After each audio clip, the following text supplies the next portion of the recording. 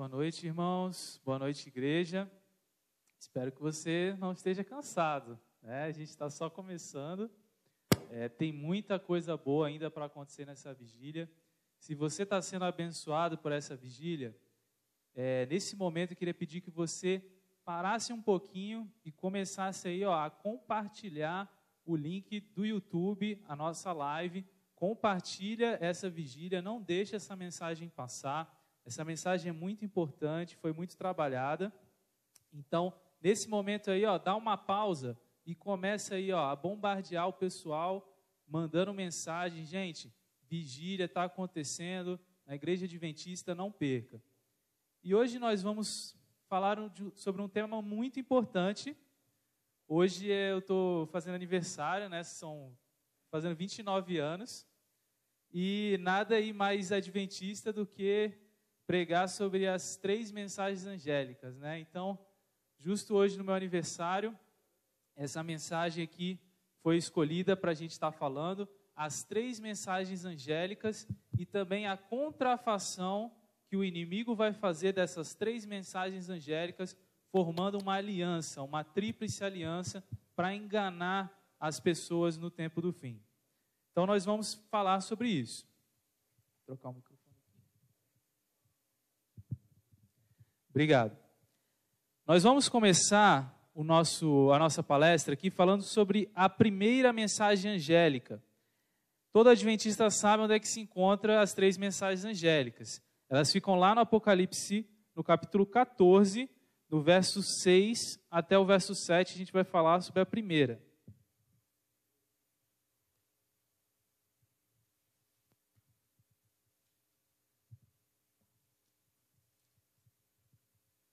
Apocalipse, capítulo 14, versos 6 e 7, diz o seguinte: Vi outro anjo voando pelo meio do céu, tendo o evangelho eterno para pregar aos que se assentam sobre a terra. E a cada nação, e tribo, e língua, e povo.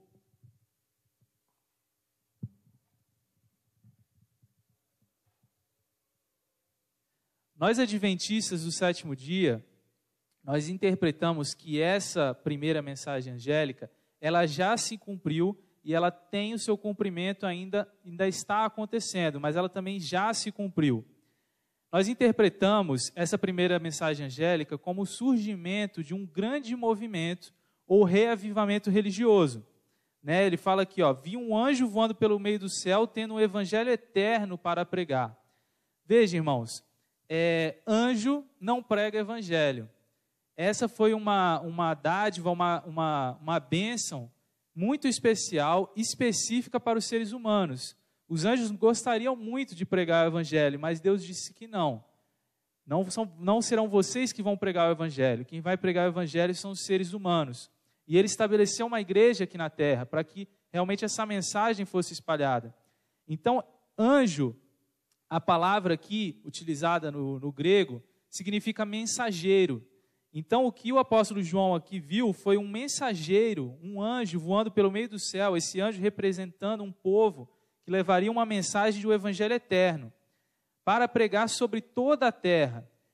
E aqui, quando ele fala, a cada nação, e tribo, e língua, e povo, mostra justamente o quê? A extensão mundial desse movimento. Então, nós temos que procurar por um movimento que é mundial, um movimento que foi pregado, que está sendo pregado a todas as nações, né? E que mais que tem de característica? Olha só o que ele fala. Diz o seguinte: temei a Deus e dai-lhe glória, pois é chegada a hora do seu juízo, e adorai aquele que fez o céu, a terra e o mar e as fontes das águas. Então, essa passagem é muito importante, porque ela fala que esse movimento, esse ressurgimento, esse movimento evangelístico, ele teria que ser pregado em um momento onde fosse chegado a hora do juízo de Deus. E nós sabemos que esse juízo que o primeiro anjo está falando é um juízo muito especial, que é o chamado juízo investigativo, que está no capítulo 7 de Daniel. Daqui a pouco nós vamos dar uma olhada. Então, o texto indica o tempo em que essa mensagem foi proclamada. ela foi proclamada no tempo em que o juízo começou. Neste caso, o juízo pré-advento, ou também conhecido como juízo investigativo, retratado em Daniel 7, de 9 a 11. De acordo com as profecias de Daniel, esse juízo pré-advento começou em 1844, que é justamente o término da profecia das 2.300 tardes e manhãs. Nós vamos dar uma olhada agora nessa questão que eu falei aqui, desse juízo, né, um juízo pré-advento, que é mencionado nessa primeira mensagem angélica. Ele está lá em Daniel 7, nos versos de 9 a 11. O capítulo de Daniel 7, ele mostra uma série de animais que vão aparecendo, e cada animal representa um reino. E aí, num determinado momento do capítulo, ele vai para uma cena de juízo, que é o verso 9. E ele diz o seguinte: e continuei olhando, até que foram postos uns tronos, e o ancião de dias se assentou. Sua veste era branca como a neve, e os cabelos da cabeça como a pura lã. O seu trono eram chamas de fogo, e as suas roupas eram fogo ardente. Um rio de fogo manava e saía de diante dele. Milhares de milhares o serviam, e miríades de miríades estavam diante dele. Sentou-se o tribunal, e abriram-se os livros. Então eu estive olhando por causa da voz insolente, da voz das insolentes palavras que o chifre proferia. Estive olhando e vi que o animal foi morto e o seu corpo desfeito e entregue para ser queimado. Então aqui é muito interessante, o capítulo de Daniel 7, uma série de animais representando cada um dos reinos dessa terra que viriam, e de repente ele tem uma cena de juízo, onde um tribunal se assenta, onde os livros são abertos. Por que a gente chama esse juízo de juízo investigativo? Porque justamente os livros se abrem e é investigado aqueles que vão, né, realmente, que pela fé aceitaram o sacrifício de Jesus e que serão salvos. Vocês sabem que quando Jesus voltar a essa terra, os casos já vão estar decididos. Por quê? Porque vão passar por esse juízo. E então Jesus virá, voltará e levará consigo aqueles que forem achados, né, com as suas vestes limpas, não por suas próprias obras, mas pelo sangue do Cordeiro. E vocês percebem que esse juízo ele acontece antes do animal ser morto. Esse animal aqui representando o último reino da terra, e antes desse animal ser destruído, antes de vir o juízo sobre ele, acontece todo esse processo que a gente chama de juízo pré-advento ou juízo investigativo. E continuando falando sobre a primeira mensagem angélica, a mensagem de que o início do juízo e a segunda vinda de Cristo estava prestes a acontecer, nunca antes tinham sido pregada, e só poderia ser pregada no tempo do fim, depois do período de supremacia papal, caracterizado pelos 1260 anos, que terminaram em 1798. Então, essa mensagem da primeira mensagem angélica, ela foi pregada em 1843, onde o movimento adventista pregou a todo mundo sobre a iminente volta de Jesus, sobre a hora do juízo. E é justamente essa mensagem, ela só poderia ter sido pregada, a primeira mensagem angélica, no momento onde o juízo começou, que foi justamente no fim dos 2.300 anos, né, 2.300 tardes e manhãs, que é justamente o início do juízo investigativo. E esse período que a gente conhece como tempo do fim, ele começa, né, ele tem um período aí ele começa em 1798, é a partir desse período, então, a gente considera que seria o tempo do fim. Como que a gente chega nesses 1798? A gente sabe, lá pelo apóstolo Paulo, que falou em 2 Tessalonicenses 2:3, que a gente não deveria esperar pela vinda de Cristo antes que alguma coisa muito especial acontecesse. Vamos dar uma olhadinha. 2 Tessalonicenses 2, verso 3, diz o seguinte: ninguém de nenhum modo vos engane, porque isso não acontecerá sem que primeiro venha a apostasia e seja revelado o homem da iniquidade, o filho da perdição, o qual se opõe e se levanta contra tudo que se chama Deus ou é objeto de culto, a ponto de assentar-se no santuário de Deus ostentando-se como se fosse o próprio Deus. O período do fim, ele não viria enquanto não passasse esse período aqui que se levantaria uma igreja apóstata, que se colocaria no lugar de Deus e que falaria blasfêmias contra Deus, e esse período, de acordo com as profecias de Daniel, duraria 1260 anos. Esse período, ele começa em 538 depois de Cristo e vai até 1798 depois de Cristo. Como que nós chegamos nessas datas, né, do período de supremacia papal?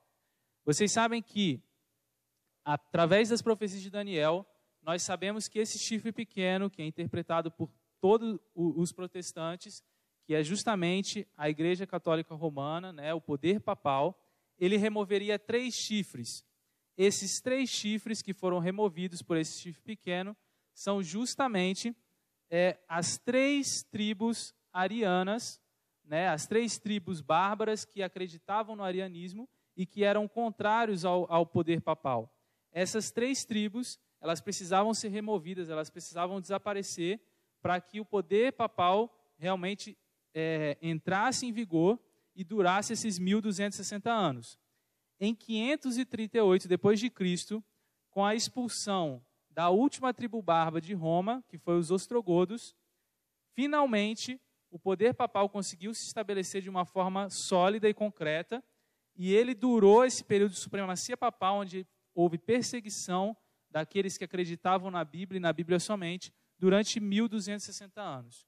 Essa perseguição, ela parou em 1798, quando, depois da Revolução Francesa, depois que Napoleão Bonaparte assumiu o governo da França, ele, através ali do seu general Berthier, ele aprisionou o Papa e confiscou as terras do Vaticano. Então, nesse momento, esse período de 1260 anos de supremacia papal acabaram, e só então nós poderíamos esperar por um possível retorno de Cristo, como fala o apóstolo Paulo. E é por isso que a gente chama esse período de tempo do fim. Então, essa primeira mensagem angélica, ela só poderia ser pregada depois de 1798. E quando você entende as características do movimento adventista, você percebe que se encaixa perfeitamente nessa profecia da primeira mensagem angélica. Então, essa profecia se cumpriu com o início do movimento adventista e a pregação da breve vinda de Cristo, e a pregação do início do juízo, que foi feita em 1843. Foi um movimento de alcance mundial, como fala aqui o anjo. Diversos estudiosos chegaram a conclusões similares a que Guilherme Miller chegou, em diversas partes do planeta. Vamos citar alguns. O Dr. José Wolff acreditava também que Jesus voltaria em seus dias e pregou essa mensagem por diversos países. Robert Winter, na Inglaterra, também pregou sobre a vinda do Senhor. John Bagel pregou na Alemanha. Samuel Galsen, em Genebra. Também houve pregação na Escandinava. Miller também pregou nos Estados Unidos. Em diversas partes do planeta, essa mensagem do Evangelho Eterno, de que era chegado o juízo de Deus, tomou parte no mundo. E justamente essa mensagem, né, deu início, né, após o período de 1844, com o término dos 2.300 anos proféticos, começou-se então o juízo investigativo. E os casos do povo de Deus estão sendo analisados. Mas houve muita oposição a essa mensagem, né? O Grande Conflito, ele diz o seguinte: o livro Grande Conflito, né, da autora Ellen White, diz o seguinte: muitos declaravam que não se opunham à doutrina do segundo advento, contestavam apenas a fixação de um tempo definido, mas os olhos de Deus que tudo veem liam seus corações. Os que pregavam sobre o advento, eles eram ridicularizados. O Grande Conflito também cita o seguinte: Deus teve a intenção de testar o seu povo. Sua mão ocultou um erro nos cálculos dos períodos proféticos. Mas Jesus e toda a hoste de anjos olhavam com amor e simpatia para os fiéis, embora decepcionados. Se pudéssemos abrir o véu, que separa o mundo visível do invisível, seriam vistos anjos se aproximando daquelas pessoas perseverantes, protegendo-as das lanças de Satanás. Então, abandonado sem respostas, né? após a decepção de 1844, né, logo no dia seguinte, Irã Edson foi usado pelo Espírito Santo e ele teve uma revelação de Deus, compreendendo justamente a doutrina do santuário, que Cristo ele tinha saído do lugar santo do santuário e ido para o lugar santíssimo, uma doutrina muito importante da igreja adventista. Então ele teve uma revelação quando ele estava andando ali perto do seu milharal, ele percebeu, né, o Espírito Santo veio sobre ele e percebeu biblicamente que o início do juízo investigativo, o fim dos 2.300 tardes e manhãs, o santuário seria purificado e isso significava que Jesus tinha saído do lugar santo do santuário para fazer uma obra especial no lugar santíssimo do santuário, uma obra de juízo do seu povo. Irã Edson, ele diz o seguinte, sobre a experiência dele: começamos a caminhar e enquanto passávamos por um grande milharal, alguém colocou a mão em meu ombro e eu fui parado no meio dele. O céu parecia aberto aos meus olhos. Eu via com distinção e clareza que, em vez de nosso sumo sacerdote sair do Santíssimo do Santuário Celestial para vir à terra, no 10º dia do 7º mês, no fim das 2.300 tardes e manhãs, ele entrou pela primeira vez no segundo compartimento do santuário, que tinha uma obra a realizar no Santíssimo antes de voltar à terra. E minha mente foi direcionada para o 10º capítulo de Apocalipse, onde eu pude ver que a visão havia se cumprido e não tinha falhado. O 7º anjo tinha começado a tocar a sua trombeta. Nós tínhamos comido o pequeno livro. Ele havia sido doce em nossa boca e agora se tornara amargo em nosso ventre, amargurando todo o nosso ser. Que deveríamos então profetizar novamente, e quando o 7º anjo começou a tocar, o templo de Deus foi aberto no céu e foi vista em seu templo a arca de seu testamento. Então nós vamos ver e compreender um pouquinho esse entendimento que ele teve através do Espírito Santo, e isso é bíblico. Lá em Daniel, no capítulo 7, quando a gente falou, né, do tribunal que se assentou, logo depois, no verso, isso é bíblico, lá no verso 13, ele diz o seguinte: eu estava olhando nas minhas visões da noite, e eis que vinha com as nuvens do céu um como filho do homem, e dirigiu-se ao ancião de dias, e o fizeram chegar até ele. Foi-lhe dado domínio e glória e o reino, para que os povos, nações e homens de todas as línguas o servissem. O seu domínio é domínio eterno, que não passará, e o seu reino jamais será destruído. Então, o que Daniel viu não foi Cristo voltando à terra, nesse momento aqui do juízo. O que Daniel viu foi Cristo sendo levado até o ancião de dias. E é justamente isso que é a passagem de Cristo do lugar santo para o santíssimo. E ali ele vai começar uma obra onde os livros vão ser abertos e os casos dos santos serão investigados. Isso foi a primeira mensagem angélica, uma mensagem mundial pregada pelo movimento adventista de que era chegado a hora, né, chegado a hora do seu juízo. Isso está acontecendo hoje. Por isso que eu falo que essa mensagem, ela se cumpriu em 1843, mas ela ainda se cumpre hoje, porque o movimento adventista ainda prega que o juízo investigativo está acontecendo, que Jesus breve voltará e você precisa se preparar. E a segunda mensagem angélica? O que é a segunda mensagem angélica? Vamos dar uma olhada em Apocalipse 14, a partir do verso 8. Diz o seguinte: seguiu-se outro anjo, o segundo, dizendo: caiu, caiu a grande Babilônia, que tem dado a beber a todas as nações do vinho da fúria da sua prostituição.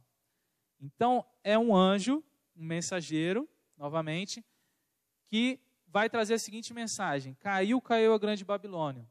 Então, há uma queda, né, que a gente entende, uma queda aqui ainda não é o fim de todas as coisas. Então, não é uma queda real, uma queda física de Babilônia, mas aqui é uma queda espiritual de Babilônia, porque ainda não chegou o juízo sobre a Babilônia. Mas o verso 8 diz que caiu, caiu a grande Babilônia. Então, há uma queda moral desse sistema religioso caracterizado como Babilônia, que a gente vai estudar daqui a pouquinho, e que ele começa a acontecer logo na sequência da primeira mensagem angélica.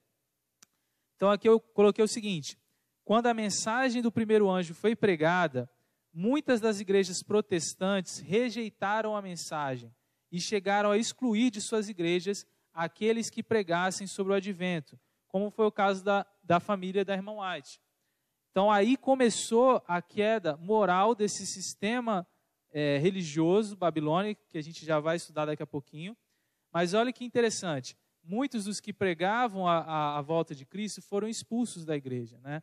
Porque eram considerados como uma heresia.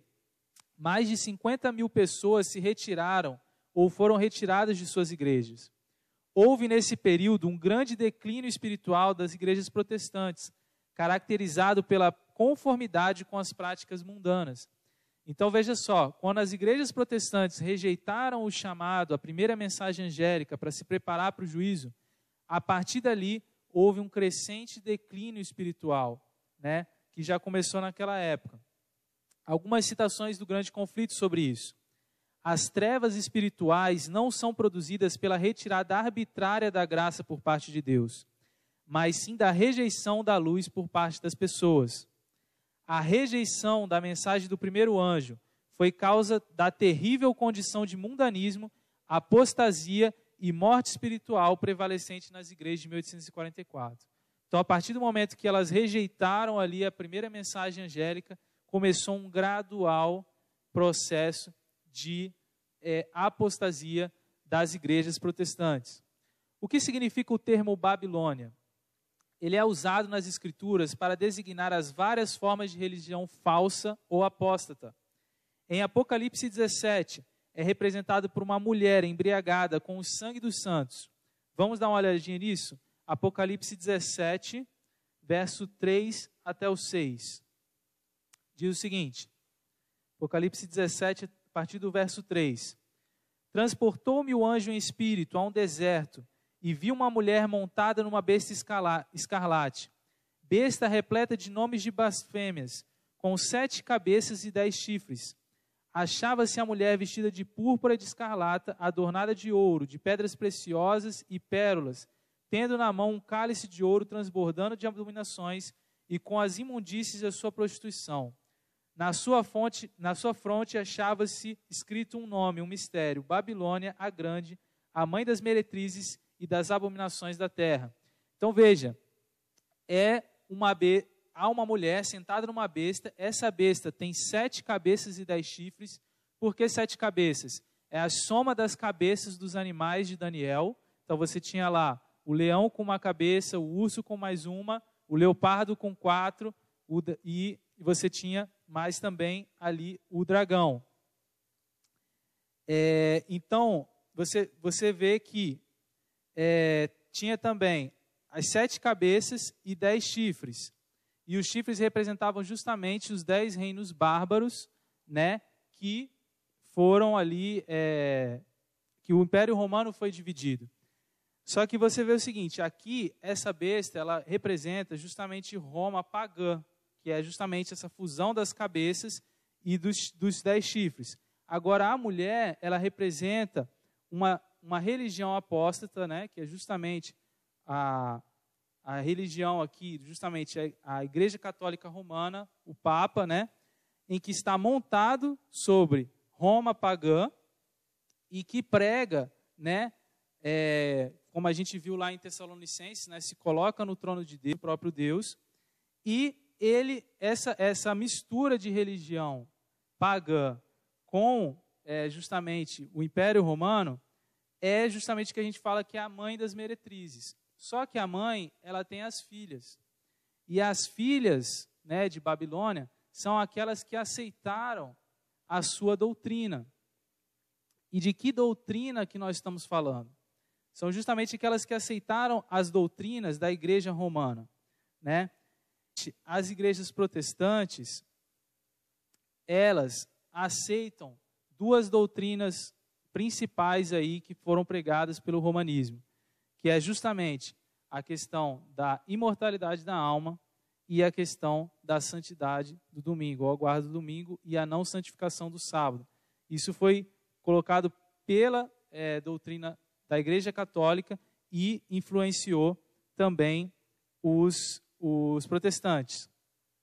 Então aqui fala o seguinte: essa é a igreja de Roma. A besta é Roma pagã, tem 7 cabeças, pois é a soma das cabeças dos 4 animais de Daniel. Tem 10 chifres, pois seu reino foi dividido entre as 10 tribos bárbaras, união entre paganismo e a igreja. Babilônia é a mãe das meretrizes. Suas filhas são simbolizadas por igrejas que aceitam suas falsas doutrinas e tradições, né? Que é justamente o que a gente falou. A igreja romana, ela trouxe, né, para o protestantismo 2 doutrinas erradas que até hoje a gente vê no protestantismo, que é a questão da imortalidade da alma e sobre a guarda do domingo. A mensagem que anuncia a queda de Babilônia é aplicada a grupos religiosos que antes eram puros e se tornaram corruptos. Essa mensagem é dada após a advertência do juízo. E justamente a gente sabe, né, que a Bíblia, no livro de Apocalipse, comenta que o chamado de Deus é para o povo dele sair da Babilônia, né, sair desse sistema religioso e começar realmente um movimento puro. E essa foi a mensagem do segundo anjo, né, que esse sistema apóstata Babilônia, ele tinha caído e caiu moralmente, caiu espiritualmente, e a mensagem para a gente é que a gente saia. Muitas das igrejas protestantes estão seguindo o exemplo de Roma na aliança com os reis da terra. O termo Babilônia ou confusão pode ser aplicado a essas corporações que professam ter doutrinas vindas da Bíblia, mas estão divididas em quase infinitos grupos com credos contraditórios. O grande pecado atribuído à Babilônia é que a todas as nações deu de beber do vinho da fúria de sua prostituição. Essa taça representa as falsas doutrinas que ela aceitou como resultado da inimizade com o mundo. A mensagem do segundo anjo não alcançou o cumprimento completo em 1844. As igrejas experimentaram então uma queda moral, por recusarem a luz da mensagem do advento, mas essa queda não foi completa. Prosseguindo em rejeitar as verdades especiais para esse tempo, elas têm caído mais e mais. As igrejas protestantes estão incluídas na solene denúncia do segundo anjo, mas a obra da apostasia ainda não atingiu seu auge. E quando que isso vai acontecer? Então há um progresso nessa queda espiritual. E aí aqui o grande conflito diz o seguinte também: a queda de Babilônia, ela se completará quando a união da igreja com o mundo tiver consumado em todo o mundo cristão. A mudança é gradual e o cumprimento perfeito de Apocalipse 14:8 ainda está no futuro. Ainda temos povo de Deus nas igrejas que permanecem em Babilônia. E eles estão sendo chamados a sair. A luz da verdade brilhará sobre todos aqueles cujo coração estiver aberto para recebê-las, e todos os filhos do Senhor que permanecem em Babilônia atenderão o chamado: sai dela, povo meu. Então, justamente o chamado de Deus é que você saia desse sistema apóstata, que você se volte, né, para a verdade bíblica, e toda a verdade bíblica, para o entendimento correto sobre a lei de Deus, que foi modificada por esse sistema, como está escrito lá em Daniel 7, que o chifre pequeno mudaria os tempos e a lei. E que você possa, através das mensagens do primeiro e do segundo anjo, entender que você deve sair de Babilônia, que você deve procurar realmente a verdade bíblica, né? Que é a lei de Deus. Ela é uma lei santa, é uma lei pura, ela é uma lei que não pode ser mudada. A questão da imortalidade da alma, né? Que é pregado, de que quando você morre você vai direto para o céu. Isso não é uma verdade bíblica, que também foi pregada pelo romanismo e ainda hoje é aceita pelos protestantes. E a gente chega finalmente à terceira mensagem angélica, que está lá em Apocalipse 14, de 9 a 12. Diz o seguinte: seguiu-se a este outro anjo, o terceiro, dizendo em grande voz: se alguém adora a besta e a sua imagem, recebe a sua marca na fronte ou na mão, também esse beberá do vinho da cólera de Deus, preparado sem mistura do cálice da sua ira, e será atormentado com fogo e enxofre diante dos santos anjos e na presença do Cordeiro. A fumaça de seu tormento sobe pelos séculos dos séculos, e não tem descanso algum, nem de dia nem de noite, os adoradores da besta e da sua imagem. E quem quer que receba a marca do seu nome. Aqui está a perseverança dos santos, os que guardam os mandamentos de Deus e tem a fé em Jesus. Olha que interessante. A terceira mensagem angélica, ela fala sobre uma marca, né? E o que seria essa marca da besta? A própria mensagem angélica, no final, ela diz que a perseverança dos santos são os que guardam os mandamentos de Deus. A marca da besta, a gente vai compreender aqui por alguns textos, que ela é justamente uma oposição aos mandamentos de Deus. Ela é uma oposição ao Shema Israel. O Shema Israel era para você amarrar no braço e na testa justamente a lei de Deus, para que você se lembrasse da lei de Deus. E justamente a marca da besta, ela fala para você colocar na mão e na testa. É uma oposição aos mandamentos de Deus. E a gente sabe, por esse texto também, no verso 12, aqui está a perseverança dos santos que guardam os mandamentos de Deus e a fé em Jesus, que a lei de Deus vai ser atacada no tempo do fim. Tem sido atacada no tempo do fim, assim como foi atacada desde o início, né, desde da queda, né, de Satanás. A primeira coisa que ele fez foi atacar a lei de Deus. Então, justamente a marca da besta é uma oposição à perseverança dos santos. E aqui você vê que há uma perfeita harmonia entre os mandamentos de Deus e a fé em Jesus. Se você está numa igreja que prega que ou você aceita a graça ou você guarda os mandamentos, essa igreja não está pregando a verdade bíblica para você.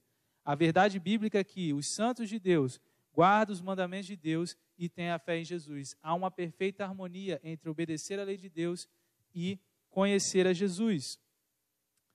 Em Daniel 7:25, diz que o chifre pequeno da besta tentará mudar os tempos e as leis. A imagem da besta representa a forma de protestantismo apóstata que se desenvolverá quando as igrejas protestantes buscarem o auxílio do Estado para impor as suas doutrinas, em especial aqui a questão da guarda do domingo. Né? Aqui é falado que da questão, aqui ó, também este beberá do vinho da cólera de Deus, preparado sem mistura do cálice da sua ira, e será atormentado com fogo e enxofre diante dos santos anjos na presença do Cordeiro. Daqui a pouco a gente vai entender um pouco sobre isso. Será que aqui está falando sobre um tormento eterno? Vamos discutir isso aqui um pouquinho mais para frente. O selo de Deus, na Bíblia está escrito: resguarda o testemunho, sela a lei no coração dos meus discípulos, Isaías 8:16. O selo de Deus encontra-se no quarto mandamento, que é o mandamento esquecido. Somente esse, entre todos os 10, apresenta tanto o nome quanto o título do legislador. Quando o sábado foi mudado pelo poder papal, o selo foi retirado da lei. Os discípulos de Jesus são chamados a recebê-lo, exaltando o sábado como memorial do Criador e sinal da sua autoridade. Então, o nosso chamado é justamente para reestabelecer a lei de Deus. O selo de Deus, segundo aqui Isaías 8:10, está na sua lei. Né? Deus fala para a gente colocar a lei no coração. A Bíblia também fala aqui no verso 12, né? Permanecem fiéis a Jesus. Mostra a perfeita harmonia entre os 10 mandamentos e a graça de Cristo. Mas vejam, o livro Grande Conflito diz que a marca da besta ela ainda não foi recebida em definitivo. Porque a marca da besta ela só vai ser recebida quando acontecer uma coisa muito especial. Olha o que está escrito. Os cristãos das gerações posteriores observaram o domingo, supondo que estavam guardando o sábado bíblico. E ainda hoje existem genuínos cristãos em todas as igrejas que sinceramente creem ser o domingo o dia de repouso divinamente indicado. Deus aceita a sua sinceridade e integridade, mas quando a observância do domingo for imposta por lei e o mundo for iluminado relativamente à obrigação do verdadeiro sábado, então quem transgredir o mandamento de Deus, a fim de obedecer aos preceitos de Roma, estará honrando mais o papado que a Deus, estará prestando homenagem a Roma, estará adorando a besta e a sua imagem. Os homens aceitarão, pois, o sinal de fidelidade para com Roma, a marca da besta. Somente depois que essa situação estiver plenamente exposta ao povo e este for levado a optar entre os mandamentos de Deus e os dos homens, é que aqueles que prosseguirem em transgressão receberão a marca da besta. Que besta é essa? Justamente a besta que a gente vê no livro de Daniel, que representa o Império Romano, tanto a sua forma pagã quanto a sua forma papal. E eles têm uma marca, justamente o quê? A quebra da lei de Deus. Então, no momento que você aceitar, né, quando essa verdade chegar a todo mundo de que o sábado, né, faz parte dos 10 mandamentos e deve ser guardado, e no momento que você rejeitar essa mensagem, né, e no momento que vier o decreto dominical e você não optar pelo lado correto, e você optar por lealdade a Roma, você receberia essa marca. Então, justamente esse apelo desses 3 anjos é para alertar o povo de Deus, é para dizer, sai dela, povo meu, saia desse sistema que diz para você que os 10 mandamentos podem ser alterados, que a tradição vale mais do que a palavra de Deus. Não é essa a verdade bíblica. E falando especificamente sobre essa parte que eu li aqui, né, a fumaça do seu tormento sobe pelos séculos dos séculos e não tem descanso algum, nem de dia nem de noite, os adoradores da besta e da sua imagem, e quem quer que receba a marca do seu nome. Essa expressão bíblica, a fumaça do seu tormento, né, sobe para todo sempre, fala justamente do castigo daqueles que vão receber a marca da besta, ela não é uma expressão que deve ser entendida como um tormento eterno. Eu vou explicar um pouquinho isso para vocês. As Sagradas Escrituras aplicam os termos para sempre e para todo sempre a coisas que duram por um longo tempo ou por um período indefinido de tempo. Por exemplo, a Bíblia utiliza esses termos em referência aos sacerdócios dos judeus. Então, dizendo que os sacerdócios judeus durariam para sempre, mas eles duraram um período de tempo. As ordenanças de Moisés também, a possessão da terra de Canaã, aos montes, às montanhas, à terra, e ao tempo de serviço a ser prestado por um escravo, por exemplo. Então, o que acontece, por exemplo, com a questão do escravo, né? O escravo, na época de Israel, ele servia ao seu senhor, mas se o senhor quisesse dar liberdade para ele, né, depois de um certo período, e ele falasse assim, não, eu quero continuar como escravo, então a Bíblia usa esse termo de que ele seria escravo, né, desse seu senhor, porque ele optou por isso, para todo sempre. Mas, obviamente, um dia esse escravo ia morrer. Ou seja, essa expressão para todo sempre se referia ao tempo de vida que esse escravo teria. Então, vamos lá. Qualquer um dos termos denota duração ou continuação de tempo, sendo sua extensão determinada pela natureza dos objetos a quais se refere. Quando se refere a coisas que sabemos por outros textos bíblicos não terem fim, significa realmente eternamente. Mas quando se aplica a algo que há de cessar, seu significado se torna correspondentemente limitado. Então a gente sabe, né, que no caso do tormento, por outros textos bíblicos, mostra que justamente o tormento não será eterno. Então quando essa expressão é usada, ela está dizendo o quê? Que a pessoa será atormentada até o momento que cessar a vida dela e ela realmente vai desaparecer. Então, não é um tormento eterno. A Bíblia não ensina a doutrina do tormento eterno. E agora, para a gente caminhar para o fim da nossa palestra, falando um pouquinho sobre a contrafação da tríplice mensagem angélica, nós temos uma tríplice aliança que foi feita, né, no tempo do fim para enganar o povo de Deus. Está lá em Apocalipse 12. Verso 1 a 3, eu vou começar falando sobre o primeiro elemento, que é o dragão. Diz o seguinte, viu-se grande sinal no céu, a saber, uma mulher vestida do sol, com a lua debaixo dos pés, e uma coroa de 12 estrelas na cabeça, que, achando-se grávida, grita com as dores de parto, sofrendo tormentos para dar à luz. Então, essa mulher, segundo o comentarista da nossa igreja, né, um pioneiro da nossa igreja, Urias Smith, que um dragão. Diz o seguinte, e foi expulso o grande dragão, a antiga serpente que se chama Diabo e Satanás, o sedutor de todo mundo, sim, foi atirado para a terra e com ele os seus anjos. Então surge um elemento que é o dragão, e durante todo o capítulo 12, ele vai perseguir a igreja de Deus, né? E vai perseguir através de elementos aqui, como por exemplo o Império Romano, vai usar o Império Romano para tentar, por exemplo, matar o próprio Cristo, né? E não conseguiu. E a partir do capítulo 12 mostra todo esse conflito, né, entre o dragão e a igreja de Deus. Mas aí quando a gente chega no capítulo 13, vai começar a surgir outros elementos aqui no capítulo, que é justamente a besta que sobe do mar. Então a gente tem o dragão, o primeiro elemento, Satanás, e no capítulo 13 a gente vai ter um outro elemento que é a besta que emerge do mar. Essa besta, nós vamos ler um pouquinho sobre ela. Capítulo 13, verso 1. Vi emergir do mar uma besta que tinha 10 chifres e 7 cabeças. Já falamos sobre isso, né?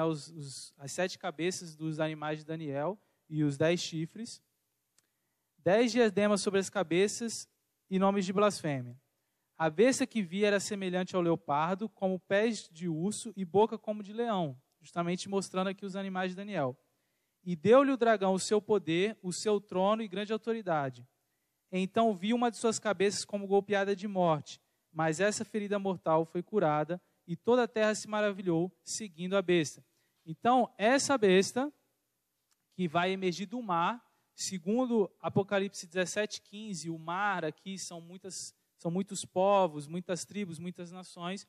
Então, nós entendemos que essa besta, ela surge no chamado mundo antigo, na Europa, ali da época, né, que era o mundo daquela época, e ela tem pouco dos elementos de cada um dos animais de Daniel.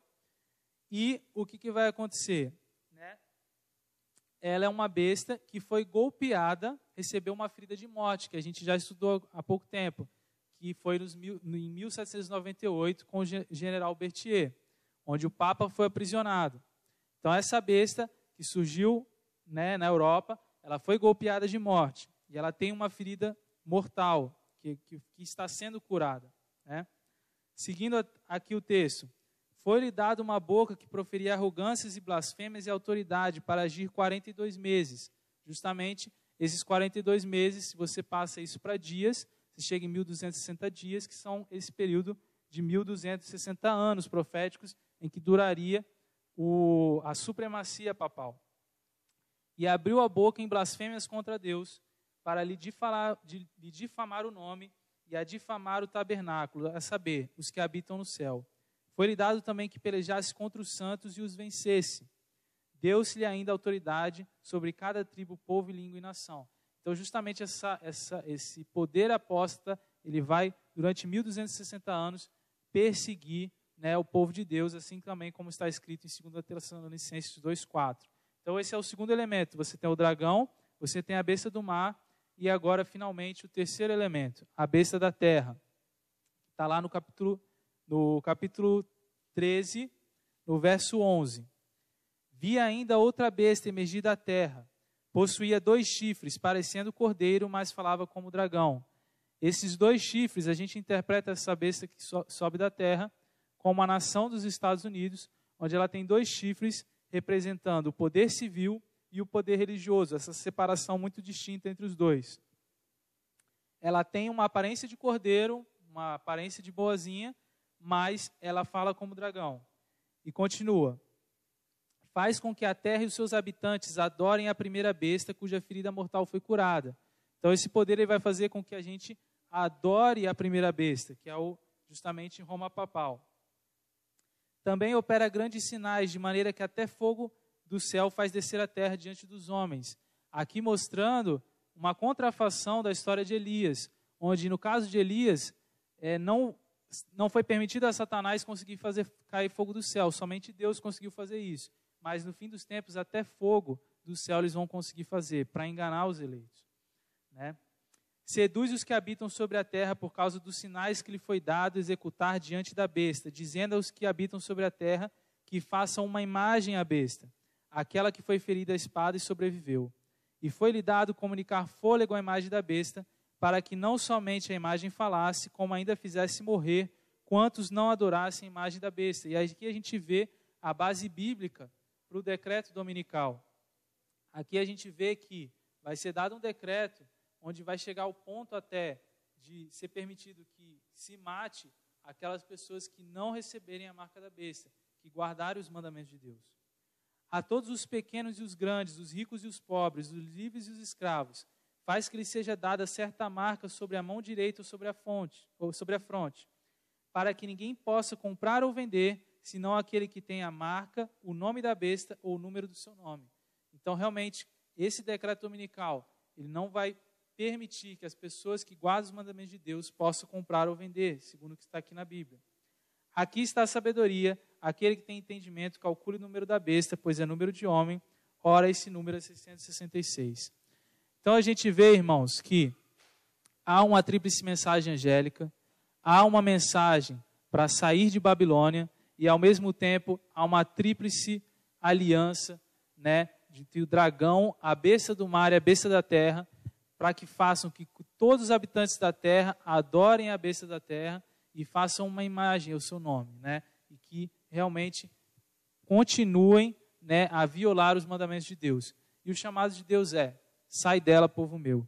Então, com essa mensagem, eu quero dizer aos irmãos que é muito importante que a gente permaneça fiel ao testemunho de Jesus. Porque Cristo está voltando, né? Nós temos certeza absoluta disso, que o fim está próximo. As profecias de Daniel mostram isso de forma muito clara. E nós não podemos brincar com a salvação, né? Essa mensagem, a ideia dela é trazer uma mensagem realmente de advertência ao povo de Deus. É trazer uma mensagem de que nós, como adventistas, nós precisamos pregar as 3 mensagens angélicas. Nós precisamos pregar que o juízo de Deus já começou no lugar santíssimo do santuário.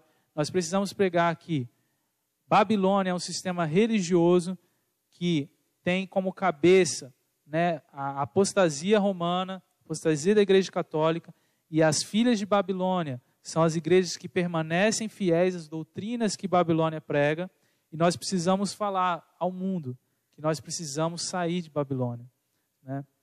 Que você possa refletir sobre essa mensagem e que você possa tomar a sua decisão, né, em relação a questão das mensagens angélicas e da guarda dos mandamentos de Deus. Vou agora fazer uma oração. Você que está em casa, por favor, feche os seus olhos e vamos falar com o nosso Deus. Pai nosso que estás nos céus, muito obrigado, Senhor, pela revelação da Tua palavra, Pai. Muito obrigado, Senhor, porque o Senhor nos mostra, Pai, através das profecias, através do Apocalipse, através das profecias de Daniel, que o tempo está muito próximo, Pai, da Tua vinda. O Senhor tem um chamado para todos nós, Pai, que somos protestantes, para que nós saiamos, né, das doutrinas da besta, né, e não adoremos a sua imagem, Pai. Nos ajuda a perceber isso biblicamente, Senhor. Ilumina as nossas mentes através do Santo Espírito, para que possamos procurar, Senhor, a igreja verdadeira, Pai. Uma igreja que guarda os mandamentos de Deus e permanece fiel a Jesus. Uma igreja que está disposta, Senhor, a seguir a Tua vontade. Que nós possamos ser essa igreja, Pai. Por favor, transforma o nosso coração, transforma o nosso caráter, Pai. Te pedimos isso não porque temos mérito, mas em nome e por amor de Jesus. Amém.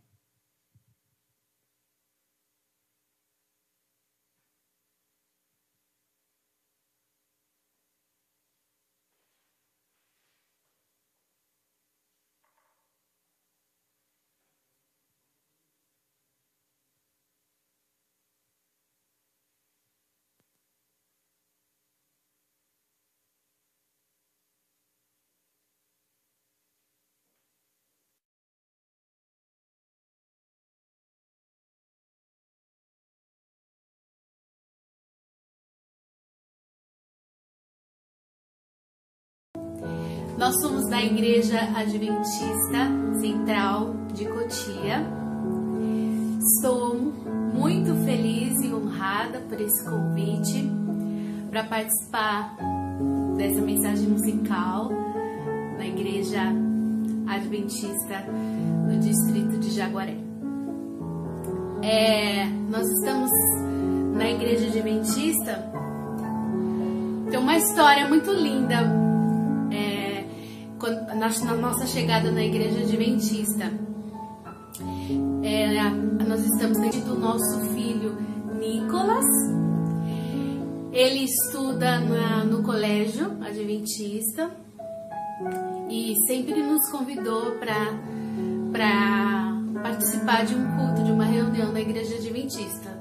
Nós éramos de outra denominação, de igreja. Nunca tínhamos conhecido a igreja adventista. Só as músicas, os louvores que são muito lindos e nos atraem. Sempre nos envolvemos com música nas igrejas que frequentamos. Mas nunca despertou o interesse da gente de conhecer uma igreja adventista. E um dia a gente conseguiu decidimos atender o convite do nosso filho, e foi a melhor coisa que aconteceu nas nossas vidas. E chegou num momento muito importante que a gente precisava conhecer Jesus mais de pertinho. A gente estava sensível, num momento sensível